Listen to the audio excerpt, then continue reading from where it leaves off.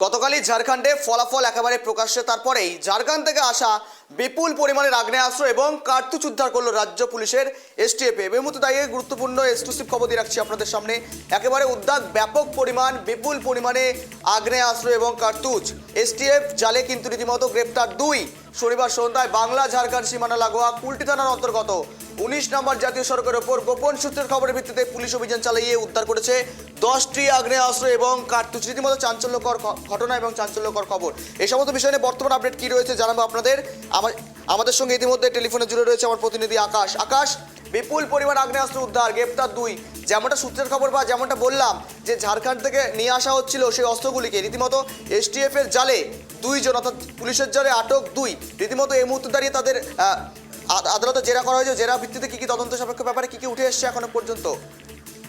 দেখো গৌরব, যেটা ঘটনা সেটা হচ্ছে যে গতকালকেই কিন্তু ঝাড়খণ্ডের যে বিধানসভা নির্বাচন ছিল সেই নির্বাচনের রেজাল্ট বেরিয়েছে।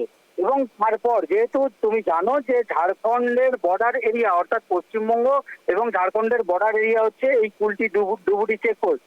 এবং সেই চেকপোস্টে দেখো আমরা দেখেছি যে গত কদিন আগেই মুখ্যমন্ত্রী তিনি নবান্ন তো বৈঠক করেছিলেন এবং সেখানে তিনি সাংবাদিক বৈঠকে জানিয়েছিলেন যে বিভিন্ন যে বর্ডার এলাকাগুলো রয়েছে সেখানে নাকা তল্লাশি এবং চেকিং আরো বাড়াতে হবে।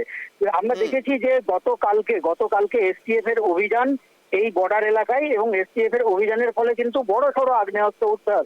আমরা যেটা পুলিশ সূত্রে খবর পাচ্ছি যে 10টি আগ্নেয়াস্ত্র ও 50 রাউন্ড কার্তুজ উদ্ধার করা হয়েছে ইতিমধ্যেই, এবং এই ঘটনায় দুজনকে গ্রেফতার করা হয়েছে।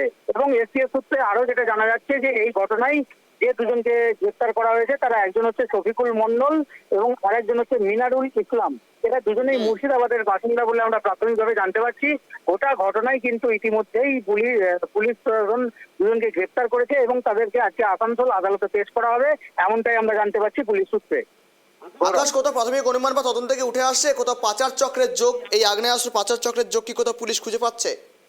দেখো, ইতিমধ্যেই মুখ্যমন্ত্রী যে নির্দেশ দিয়েছেন তারপরে কিন্তু পুলিশ প্রশাসন নাকা চেকিং যে বর্ডার এলাকায় শুরু হয়েছে। ফলত এই যে বর্ডার এলাকা যেখানে নাকা চেকিং চলছে সেই নাকা চেকিং এবং এসটিএফ এর গোপন সূত্রে খবরের ভিত্তিতেই কিন্তু এই দুজনকে যেমন গ্রেফতার করা হয়েছে, পাশাপাশি তাদের কাছ থেকে 10টি আগ্নেয়াস্ত্র ও 50 রাউন্ড কার্তুজ যেমন পুলিশ উদ্ধার করেছে। এবং তাদেরকে জিজ্ঞাসাবাদ করে, তাদেরকে নিজেদের হেফাজতে নিয়ে জিজ্ঞাসাবাদ করে এই যে তদন্ত, সেই তদন্ত আরো আগিয়ে নিয়ে যাওয়ার আবেদন আদালতে করবে পুলিশের পক্ষ থেকে, আমরা এমনটাই জানতে পারছি। বেশ, ধন্যবাদ তোমাকে আকাশ, সঙ্গে থাকার জন্য। নজর রাখো, আপডেট রাখো। বিপুল পরিমাণ আগ্নেয়াস্ত্র এবং 50টি কার্তুজ উদ্ধার করলো এসটিএফ এর দল গোপন সূত্রের খবরের ভিত্তিতে 19 নম্বর জাতীয় সড়ক থেকে ঝাড়খণ্ড থেকে আসা এই বাংলায় পাচার হওয়ার ক্ষেত্রে আসছিল এমনটাই মনে করছে পুলিশ। তদন্ত সাপেক্ষের জন্য রীতিমতো তারা কিন্তু পুলিশি আবেদনে রাখার জন্য, হেফাজতে রাখার জন্য তারা আবেদন জানিয়েছেন এবং আদালতে তারা পেশ করেছেন। এখন দেখার বিষয় আদালতের তরফ থেকে নির্দেশনামা উঠে আসে। এবং যেমনটা দেখিয়েছিলাম মুখ্যমন্ত্রী মমতা বন্দ্যোপাধ্যায়ের নির্দেশ, তারপর থেকেই নড়ে চড়ে বসেছে পুলিশ এবং তারপর থেকেই জায়গায় জায়গায় চলছে নাকা চেকিং এবং এরকম ধরনের গোপন সূত্রের খবরের ভিত্তিতে চলছে অভিযান। আর এই অভিযানের ভিত্তিতে একের পর এক কিন্তু আগ্নেয়াস্ত্র উদ্ধারের ঘটনা সামনে আসছে। আর এবার বড়সড় একেবারে বিপুল পরিমাণ আগ্নেয়াস্ত্র উদ্ধার করলো আসানসোল থেকে এসটিএফ এর টিম।